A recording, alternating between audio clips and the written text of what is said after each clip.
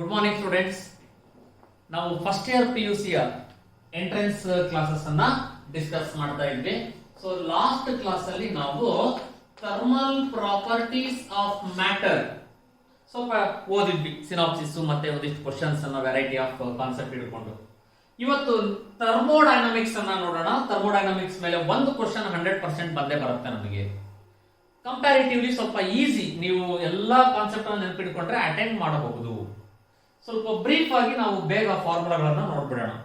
So thermodynamics ಅಲ್ಲಿ ನಿಮಗೆ zeroth law states that if the temperature of system A and B are in thermal equilibrium with the another system C, then those two systems are also in thermal equilibrium with each other. That is TA is equal to TB ಆಗಿರುತ್ತೆ. ಅದಾದ್ಮೇಲೆ internal energy ಬಗ್ಗೆ ಓದಿದ್ವಿ ನಾವು. Internal energy does not depend on pressure, it purely depend only on temperature, that is directly proportional to temperature. ಅದಾದ್ಮೇಲೆ first law of thermodynamics, that is total heat energy is equal given to the system is equal to increase in internal energy and external work done, that is dq is equal to du plus dw. ಇಲ್ಲಿ ಒಂದಿಷ್ಟು process ಗಳನ್ನ ನೆನಪಿಟ್ಕೋಬೇಕು ನೀವು CET ವಿಚಾರವಾಗಿ. Isothermal process ಅಂದ್ರೆ temperature constant ಇರುತ್ತೆ. Temperature constant ಇದ್ರೆ change in internal energy 0. ಇಲ್ಲಿ internal energy 0 ಆದ್ರೆ the total heat energy given to the system utilised only for external work done isothermal ಅಲ್ಲಿ. ಅಡಿಯಾಬೆಟಿಕ್ ಪ್ರೊಸೆಸ್ ಬಂದ್ವಿ ಅಂತ ಅಂದ್ರೆ the change in heat energy is 0 ಅಂದ್ರೆ heat energy neither enters the system nor leaves the system, that is dq 0 ಆಯ್ತು. ಮತ್ತೆ dq 0 ಆದ್ರೆ ಅಲ್ಲಿ ಏನಾಗುತ್ತೆ ಹಾಗಾದ್ರೆ, if internal energy increases work is done on the system, if internal energy decreases work is done by the system. dw positive ಇದ್ರೆ work done by the system, dw negative ಇದ್ರೆ work done on the system. Internal energy positive ಇದ್ರೆ increases ಅಂತ, negative ಇದ್ರೆ decreases ಅಂತ. Isochoric process, that is volume remains constant, volume constant ಇದ್ರೆ work done dw 0 ಆಯ್ತು. dw 0 ಆದ್ರೆ dq is equal to du, the total heat energy given to the system utilized only for increasing internal energy in case of isochoric. And what is isobaric? Pressure remains constant isobaric ಅಲ್ಲಿ, that is dq is equal to du plus dw in isobaric. ನೋಡಿ ಇದನ್ನೆಲ್ಲ ಇಟ್ಕೊಂಡು ಇಲ್ಲೊಂದು PV diagram ಅನ್ನು ಬರೆದಿದ್ದೀನಿ ನಾನು. ಓಕೆನಾ? So that is isobaric process, pressure constant ಇದೆ. ಐಸೋಕೋರಿಕ್ ಪ್ರೊಸೆಸ್, ವಾಲ್ಯೂಮ್ ಕಾನ್ಸ್ಟೆಂಟ್ ಇದೆ. ಐಸೋಥರ್ಮಲ್ ಟೆಂಪರೇಚರ್ ಕಾನ್ಸ್ಟೆಂಟ್ ಇದ್ದಾಗ pressure is inversely proportional to volume. Adiabatic ಅದು ಇನ್ವರ್ಸ್ಲಿನೇ, but PV to the power gamma equals constant ಬರೀತೀರಾ. Here adiabatic curve is steeper than isothermal curve ಆಗಿರುತ್ತೆ, ನೆನಪಿಟ್ಕೋಬೇಕು. Work done ಅನ್ನು ನೀವು ಈ ರೀತಿ ಕೂಡ ಬರ್ಕೋಬಹುದು, P into dV. Okay, in terms of pressure ಮತ್ತೆ ಚೇಂಜ್ ಇನ್ ವಾಲ್ಯೂಮ್ ಅಲ್ಲಿ ಬರೆಯೋದಾದ್ರೆ work done is P into dV. Internal ಎನರ್ಜಿಯನ್ನ for an isothermal process you can write N into CV into dt, where CV ಅಂತ ಅಂದ್ರೆ ಏನು, specific heat at constant volume change in temperature, N CV dt. And the relation between CP and CV is CP minus CV is equal to R. Gamma ಅಂದ್ರೆ ಏನು, specific heat ratio CP divided by CV. And ಇದನ್ನ mixture ಗೆ ಕೊಟ್ರೆ, specific heat of A particular ಯಾವ್ದಾದ್ರು ಒಂದು object ಗಳನ್ನ ತಗೊಂಡು ನಮಗೆ ಅದನ್ನ ಮಿಕ್ಸ್ಚರ್ ಕಂಡುಹಿಡಿಯಿರಿ ಅಂತ ಕೊಟ್ರೆ, ಆಗ we should use this formula N1 CV1 plus N2 CV2 divided by N1 plus N2. Again isothermal process ಅನ್ನ ನಾವು ಫಾರ್ಮುಲಾ ಮ್ಯಾಥಮೆಟಿಕಲ್ ಅಲ್ಲಿ ಬರೆಯೋದಾದ್ರೆ PV is equal to constant, P1 V1 is equal to P2 V2 ಆ ತರ ಕೂಡ ಬರ್ಕೋಬಹುದು. ಅದೇ ಅಡಿಯಾಬೆಟಿಕ್ ಇದಾದ್ರೆ PV to the power gamma is equal to constant, P1 V1 to the power gamma equals P2 V2 to the power gamma. Isothermal process ಗೆ ಒಂದು derivation ಮಾಡಿದ್ರಿ, that is W is equal to 2.303 nRT log V2 by V1. ಇದನ್ನೇ pressure ಬೇಕಾದ್ರೂ ಬರ್ಕೋಬಹುದು ನೀವು, P1 by P2 ಆಗುತ್ತೆ ಅಷ್ಟೇ. ಇದನ್ನೇ ನೀವೇನಾದ್ರು log to the base E ನಲ್ಲಿ ಬರೆಯೋದಾದ್ರೆ ಅವಾಗ 2.303 ಬರೆಯೋ ಅವಶ್ಯಕತೆ ಇಲ್ಲ, nRT log to the base E V2 by V1 ಅಂತ ಇದ್ರೆ ಸಾಕು, ನೆನಪಿರ್ಲಿ ಅದು. ಇನ್ನು ಎಫಿಷಿಯನ್ಸಿ ಆಫ್ ಹೀಟ್ ಎಂಜಿನ್ ನೋಡಿದ್ರೆ ನೀವು, that is nothing but ratio of output work to the input heat supplied, ಅಂದ್ರೆ work output divided by heat input ಅಂತ ಕೂಡ ಬರ್ಕೋಬಹುದು, W by Q ಅಥವಾ Q1 ಪರ್ಟಿಕ್ಯುಲರ್ ಆಗಿ.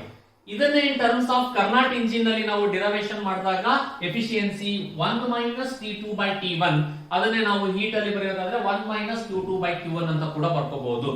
Here work done is nothing but difference of heat energy, Q2 minus Q1 will gives you the work done. Refrigerator ಏನಾಯ್ತು ಅಂದ್ರೆ ನಾವು ಅದನ್ನ generally beta ಇಂದ represent ಮಾಡ್ಕೊಂಡಿದ್ವಿ ನಾವು. That is the coefficient performance of a refrigerator which is beta is equal to Q2/W. ಅದನ್ನೇ temperature ಅಲ್ಲಿ ಬರೆಯೋದಾದ್ರೆ T2/T1 - T2 ಅಥವಾ Q2/Q1 - Q2. ಓಕೆನಾ? And work done already I told you that is Q2 - Q1. ಓಕೆನಾ? So ಇಷ್ಟು formula ಇಟ್ಕೊಂಡು ಈಗ ಒಂದಿಷ್ಟು questions ಅನ್ನ ಡಿಸ್ಕಸ್ ಮಾಡೋಣಂತೆ. Okay, so let us see the first question. When the state of a gas adiabatically changed from an equilibrium state A to another equilibrium state B, an amount of work done on the system is 35 joules. If the gas is taken from state A to B via process in which the net heat absorbed by the system is 12 calories, then the net work done by the system is. ನೋಡಿ, ಮೊದಲನೇ ಕೇಸಲ್ಲಿ ಏನಾಗುತ್ತೆ ಅನ್ನೋದನ್ನ first ಕಂಡುಹಿಡಿಕೊಳ್ಳೋಣ ನಾವು ಇವಾಗ. ಇಲ್ಲಿ ಅವನು ಹೇಳಿರೋ ಪ್ರಕಾರ ಫಸ್ಟ್ ಕೇಸ್ ಏನಂತೆ, when the state of a gas adiabatically changed ಅಂತ ಹೇಳಿದಾನಪ್ಪ. ಈಗ adiabatically change ಇದೆ ಅಂತ ಅಂದಾಗ initially dq is equal to 0 ಇದೆ, dw is equal to, ನೋಡಿ ವರ್ಕ್ ಡನ್ ಏನಿದೆ ಆನ್ ದ ಸಿಸ್ಟಮ್ ಇದೆ, work done on the system ಇದ್ರೆ ನೆಗೆಟಿವ್ ಅಂದ್ರೆ -35 ಜೌಲ್ಸ್. ಹಾಗಾದ್ರೆ ಇನಿಷಿಯಲಿ ನೀನು ಇವಾಗ du ಇಂಟರ್ನಲ್ ಎನರ್ಜಿ ಕಂಡು ಹಿಡ್ಕೋಬಹುದಾ? ಈಗ ಫಸ್ಟ್ ಲಾ ಪ್ರಕಾರ dq is equal to du plus dw ಆದ್ರೆ du is equal to ಏನಾಗುತ್ತಪ್ಪ -dw because dq 0. ಹಾಗಾಗಿ -35 ಅಂತ ಅಂದ್ರೆ ಏನಾಯ್ತು 35 ಜೌಲ್ಸ್ ಆಯ್ತು. ಮೊದಲನೇ ಕೇಸಲ್ಲಿ du ಗೊತ್ತಾಯ್ತು. ಈಗ ಎರಡನೇ ಕೇಸಿಗೆ ಬಂದಾಗ ನಮಗೆ ಏನು ಕೊಟ್ಟಿದ್ದಾನೆ ಸೆಕೆಂಡ್ ಅದಾದ್ಮೇಲೆ, if the gas is taken from system A to B via process in which net heat absorbed by the system is, ಇಲ್ಲಿ net heat ಕೊಟ್ಬಿಟ್ಟಪ್ಪ du absorbed ಅಂತಂದ್ರೆ ಪಾಸಿಟಿವ್ ಎಷ್ಟಿದೆ 12 ಕ್ಯಾಲೋರೀಸ್ ಅಂತೆ. ಆದ್ರೆ ಆನ್ಸರ್ ಜೌಲ್ಸ್ ಅಲ್ಲಿ ಇರೋದ್ರಿಂದ he has given the value of calorie 4.19 ಕೊಟ್ಟಿದ್ದಾನೆ. ನಾನು ಅದನ್ನ 4.2 ಅಂತ ತಗೊಂತೀನಪ್ಪ ರಫ್ಲಿ. ಓಕೆನಾ? 12 4s are 48, 12 2s are 24, it is 50.4 joules. ಓಕೆನಾ? ಸೊ ಇದು dq ಆಯ್ತು. ನಾವ್ ಏನ್ ಕಂಡುಹಿಡಿಬೇಕು? then the net work done by the system. so you have to find net work done by the system. ಮತ್ತು ಅದೇ ಫಾರ್ಮುಲಾನ ಯೂಸ್ ಮಾಡಿ dq is equal to du plus dw. therefore dw is equal to ಏನಾಗುತ್ತೆ dq minus du ಆಗುತ್ತೆ. ಇಲ್ಲಿ dq ಅಂತ ಅಂದ್ರೆ ಎಷ್ಟಾಯ್ತು ಜೌಲ್ಸಿ convert ಮಾಡಿದಾಗ 50.4 ಆಯ್ತು, ಮೈನಸ್ ಇಂಟರ್ನಲ್ ಎನರ್ಜಿ ಎಷ್ಟು ಬಂದಿತ್ತು 35 ಜೌಲ್ಸ್ ಬಂದಿತ್ತು. 50.4 ಮೈನಸ್ 35 ಮಾಡಿದ್ರೆ 15.4 joules is the answer. So ಹಾಗಾದ್ರೆ ಇಲ್ಲಿ option 2 is the right answer, 15.4 joules.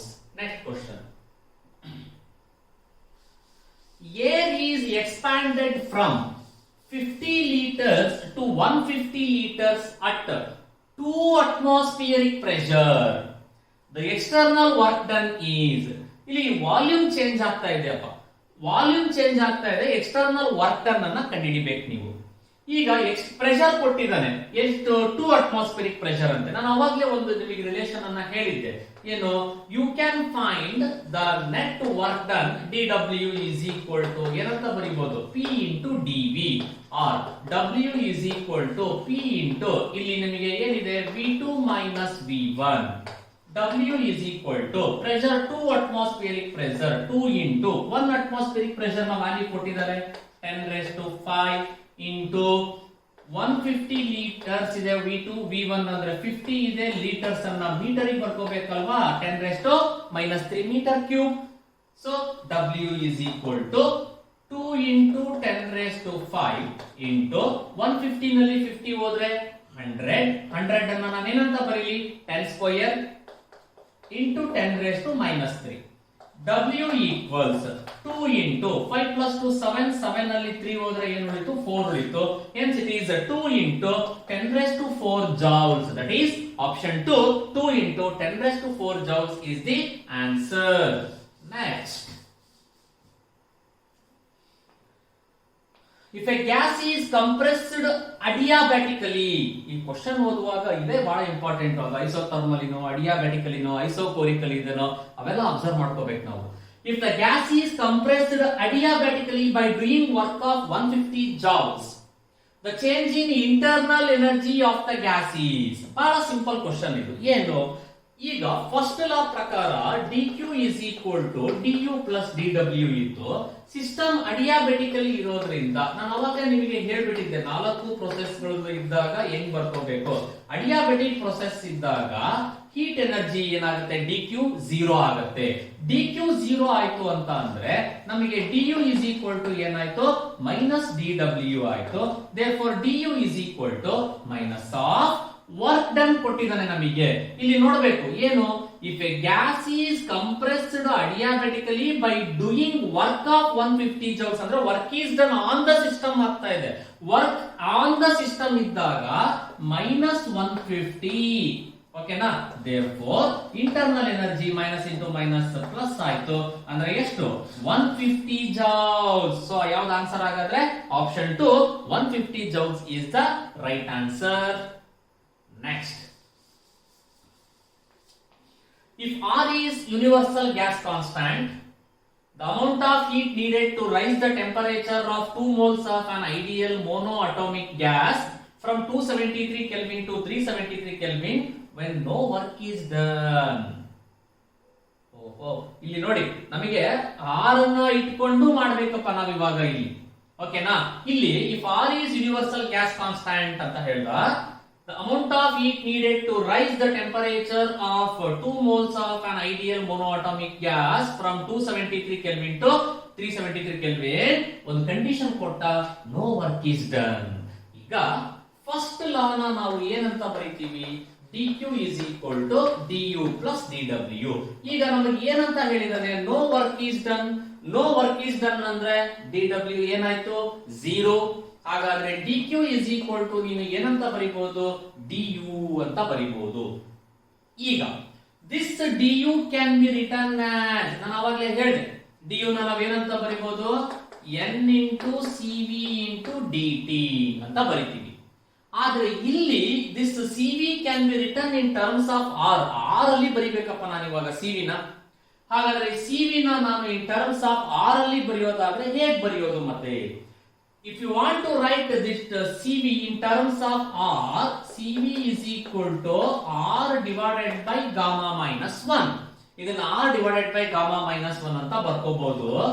that is cp minus cv is equal to r ಅನ್ನೋದು ಒಂದು ರಿಲೇಷನ್ ಆಗಿರುತ್ತೆ and gamma is equal to cp divided by cv ಆಗಿರುತ್ತೆ. cp ಜಾಗದಲ್ಲಿ ನೀವು gamma into cv ಅಂತ ಬರೀರಿ. ಗಾಮಾ ಇಂಟು ಸಿವಿ ನಲ್ಲಿ gamma ಇದು ಸಿವಿ ಕಾಮನ್ ತೆಗೆದ್ರೆ ಗಾಮಾ ಮೈನಸ್ ಏನಾಗುತ್ತೆ 1. So R is equal to CV into gamma minus 1 ಅಥವಾ CV is equal to R divided by gamma minus 1. ನೋಡಿ ಬೇಕಾದ್ರೆ ಬರ್ಬಿಡ್ತೀವಿ, ನಿಮಗೆ ಕನ್ಫ್ಯೂಷನ್ ಇತ್ತು ಅಂತಂದ್ರೆ ಸಿಪಿ ಜಾಗದಲ್ಲಿ gamma into CV minus CV is equal to R. ಇಲ್ಲಿ taking CV common gamma minus 1 is equal to R. therefore cv is equal to r divided by gamma minus 1. okay, ಹಾಗಾದ್ರೆ which is equal to n into r divided by gamma minus 1 into temperature t2 minus t1 ಅಂತ ಬರ್ಕೊಂತೀನಿ. n ಎಷ್ಟು ಕೊಟ್ಟಿದ್ದಾನೆ, 2 moles into r divided by ಏನ್ ಹೇಳಿದಾನೆ ನಮಗೆ ಇಲ್ಲಿ, 2 moles of an ideal monoatomic gas. ಈಗ ಬರ್ರಪ್ಪ, monoatomic gas, diatomic gas, triatomic gas ಗೆ gamma value ಗೊತ್ತಿರಬೇಕು ನಿನಗೆ. ಈಗ gamma is equal to 1 plus 2 divided by f is a standard formula where f ಅಂತಂದ್ರೆ ಡಿಗ್ರೀಸ್ ಆಫ್ ಫ್ರೀಡಮ್ ಅಂತ ನಾವು use ಮಾಡಿದ್ವಿ symbol, n ಅಂತ ಕೂಡ ಬರೀತಾರೆ. ಈಗ ಮೋನೋಆಟಮಿಕ್ ಗೆ ಎಷ್ಟು ಡಿಗ್ರೀಸ್ ಆಫ್ ಫ್ರೀಡಮ್, ಡೈಅಟೋಮಿಕ್ ಗೆ ಎಷ್ಟು ಡಿಗ್ರೀಸ್ ಆಫ್ ಫ್ರೀಡಮ್ ಅನ್ನೋದು ನಿಮಗೆ ಗೊತ್ತಿರಬೇಕು. ಈಗ ಮೋನೋಆಟಮಿಕ್ ಗೆ ಎಷ್ಟು 3 ಡಿಗ್ರೀಸ್ ಆಫ್ ಫ್ರೀಡಮ್ ಇರುತ್ತೆ. ಮೋನೋಆಟಮಿಕ್ ಗ್ಯಾಸ್ ಗೆ 3 ಡಿಗ್ರೀಸ್ ಆಫ್ ಫ್ರೀಡಮ್ ಇರೋದ್ರಿಂದ 1 plus 2 by 3. ಹಾಗಾದ್ರೆ 3 plus 2 ಏನಾಯ್ತು 5. Hence what is the value of gamma 5 by 3. ನೋಡಿ ಇದೆಲ್ಲ ಗೊತ್ತಿರಬೇಕು ನಮಗೆ. ಅದೇ ಅವನೇನಾದ್ರೂ ಡೈಅಟೋಮಿಕ್ ಕೊಟ್ಟಿದ್ರೆ 5 ಡಿಗ್ರೀಸ್ ಆಫ್ ಫ್ರೀಡಮ್ ಆಗಿ ಏನ್ ಬರೀಬೇಕಿತ್ತು, 2 by 5 ಅಂತ ಬರ್ಕೋಬೇಕಿತ್ತು. ಓಕೆನಾ. ಹಾಗಾದ್ರೆ ಗಾಮಾ ಜಾಗದಲ್ಲಿ ಏನ್ ಬರೆಯೋಣ ಇವಾಗ, 5 by 3 minus 1 into 373 minus 273 which is equal to 2 into ನೋಡಿ ಇಲ್ಲಿ 3 ನ ನೀವು LCM ಅನ್ನು ತೆಗೆದ್ರೆ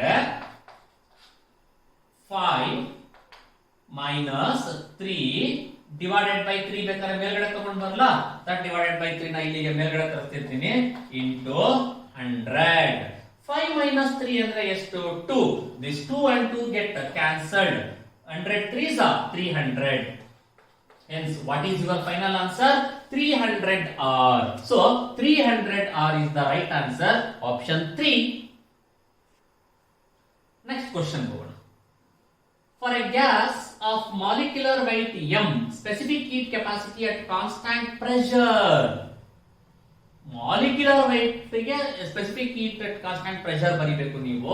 ಆಲ್ರೆಡಿ ನಾನು ಅವಾಗಲೇ ಒಂದು ರಿಲೇಷನ್ ಹೇಳಿದ್ನಪ್ಪ ನಿಮಗೆ, Cp minus Cv is equal to R, and also you know another relation gamma is equal to Cp divided by Cv. ಈಗ ನೀವೇನ್ ಮಾಡಬೇಕು, Cp ಬರ್ಕೋಬೇಕು ನೀವು ಎಕ್ಸ್ಪ್ರೆಷನ್. ಹಾಗಾದ್ರೆ Cp is equal to ಏನಂತ ಬರೀತೀರಾ? ಏನು Cv is equal to gamma into Cv ಅಂತ ಬರೀತೀರಾ.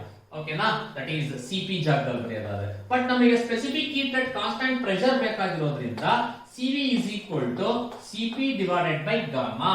ಹಾಗಾದ್ರೆ Cp minus Cp divided by gamma is equal to R. Taking Cp common, ಏನಾಗುತ್ತೆ ನಿಮಗೆ ಇಲ್ಲಿ Cp ಕಾಮನ್ ತೆಗೆದ್ರಿ ಅಂತ ಅಂದ್ರೆ 1 minus 1 divided by gamma is equal to R. ಅಥವಾ gamma minus 1 divided by gamma ಆಗುತ್ತೆ ಅಲ್ವಾ? Cp into gamma minus 1 divided by gamma ಇರೋದನ್ನ ಈ ಕಡೆ ಕಳಿಸಿದ್ರೆ gamma into R. Therefore, Cp is equal to ಏನಾಯ್ತಪ್ಪ? gamma into R divided by gamma minus 1. But what is the basic fundamental concept of specific heat capacity? Specific heat capacity is nothing but the ratio of molar specific heat to the molecular weight. Molar specific heat to the molecular weight. ಮತ್ತೆ ಇಲ್ಲಿ molar specific ಇದು pressure ಅಷ್ಟೇ ತಗೊಂಡಿದ್ದೀವಿ ನಾವು. Cp is equal to what is molar specific heat ಇಲ್ಲಿ? Gamma into R divided by gamma minus 1 ಏನಿದೆ? molecular weight m.